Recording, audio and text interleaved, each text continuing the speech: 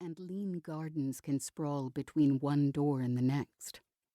Until finally, the whole town is at her back, and she stands at the top of the cliff stairs. At the bottom, dizzyingly far below, the sea hammers the shore. That stone landing seems a galaxy and more away. Atuale starts walking anyway. At first she tries counting the steps, to numb the pain of worry that presses behind her eyes. But she loses count time and again. Little clothing drapes her, in the Vo way, only a wide sash that covers her genitals and a shawl to shade her smooth-scaled head and shoulders. Enough protection from the heat for the high-ceilinged sister houses, but out here the sun pours its warmth into each and every scale.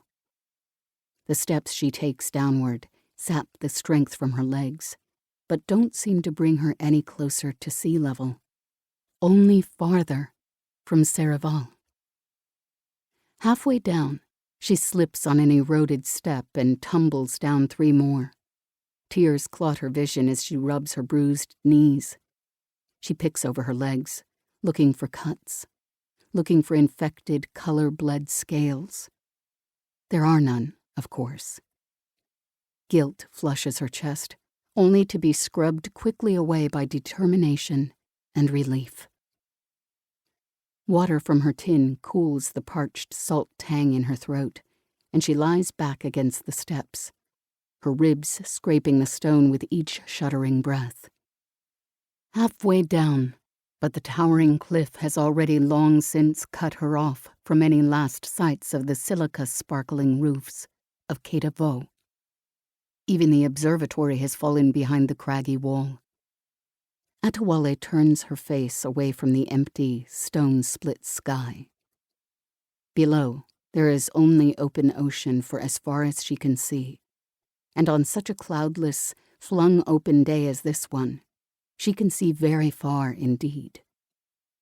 Atuale balances between 2 lives, this one and the last, and finds the position more precarious than she would have liked. She pushes herself up to a sit, then a stand. Her knees and ankles ache, her shoulders too. This is a small price to pay. She would climb down a staircase as wide as the world is round, if it meant saving Serval's life. She would walk the whole way on the points of knives. There will be time to rest when she has secured his safety.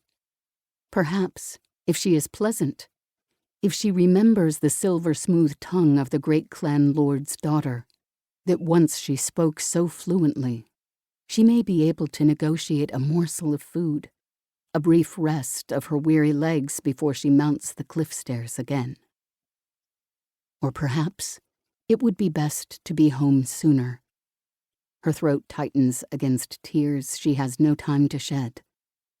Instead, she lets her head fall forward under its own weight to stare down at the green-touched waves that break below. If she leaned forward just a little farther, she would fall. She does not think the sea would welcome her return.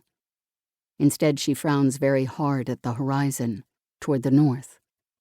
She thinks she can see the Kellish station just there, the tip of the great turret gun disrupting the smooth curve of the world.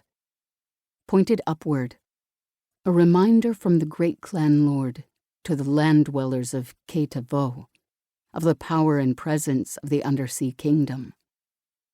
A second turret gun is barely visible, a twisted hulk that mostly sleeps beneath the surface now. Atuale remembers singing the blessing song for its commission. She remembers her father, the great clan lord, smearing his blood on the Stilica base to infuse it with his own strength and power. A waste of time, that he should grandstand for the benefit of the quiet insular Vo. He has struggled enough over the past 20 years to cling to his own tattered collection of clans. But then, the great clan lord has always prized appearance over actuality. Breath comes almost evenly now.